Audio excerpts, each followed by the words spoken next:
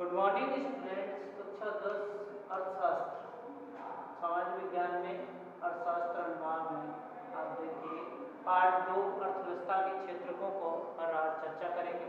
अर्थव्यवस्था के क्षेत्र प्रमुख रूप से इसका वर्गीकरण किया गया है। तो हम अपने आसपास देखते हैं कि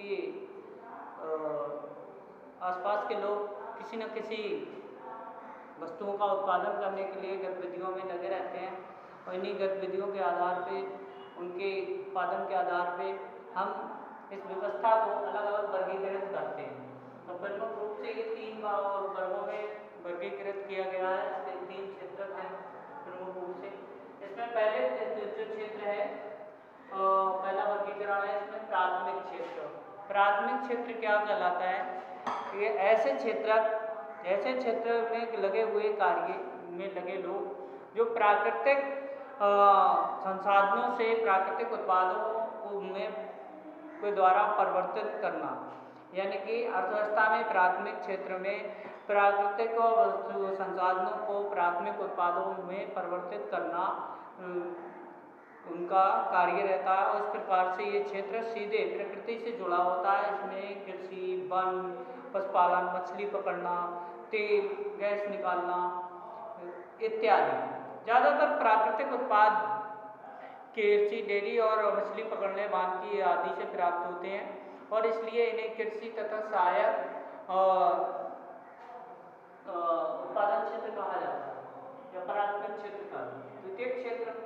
द्वितीय क्षेत्र का अभिप्राय होता है अर्थव्यवस्था में औद्योगिक क्षेत्र। द्वितीय क्षेत्र में प्राकृतिक उत्पादों से विनिर्माण प्रणाली के अंतर्गत माध्यम से अन्य रूपों में परिवर्तित किया जाता है, यानी कि प्राकृतिक साधनों को से जुड़ाव सीधे नहीं होता है, बल्कि जो प्रकृति द्वारा प्राथमिक क्षेत्र से उत्पादित वस्तुएं हैं उनका माध्यम से रिप्रोडक्शन करना या पुनर्उत्पादन करना, ये द्वितीय क्षेत्र में आता है। इनसे वस्तुओं का निर्माण होता है और विनिर्माण की प्रक्रिया आवश्यक होती है और इसमें ऐसी गतिविधियों को शामिल किया जाता है जो एक पूर्ण और मूर्त उत्पाद बनाती हैं।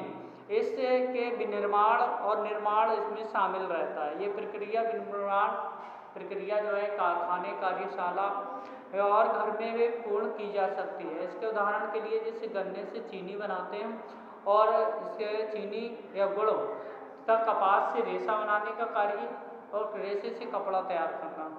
तो ये द्वितीय क्षेत्र के विकास के क्षेत्र हैं। विभिन्न प्रकार के उद्योग इसमें जुड़े रहते हैं। तृतीय क्षेत्र, ये जो हमारा तृतीय क्षेत्र है ये मुख्य रूप से क्या होता है? तृतीय क्षेत्र में प्राथमिक तथा द्वितीय क्षेत्र में लगे लोगों या उसके कार्यों में विकास को मदद करने वाली जो गतिविधियां होती हैं वो तृतीय क्षेत्र की गतिविधियां कहलाती हैं और इस उत्पादन प्रक्रिया में अपना सहयोग देती हैं। ठीक है। और जैसे परिवहन है, भंडारण है, बैंकिंग व्यवस्था है इत्यादि, ये सब संचार व्यवस्था किसमें आती है? तृतीय क्षेत्र की क्रियाओं में आती है। तो आगे इसमें दूसरा जो हम क्लासिफिकेशन किया है अर्थव्यवस्था का, उसमें आता है संगठित क्षेत्र। तो संगठित क्षेत्र क्या है?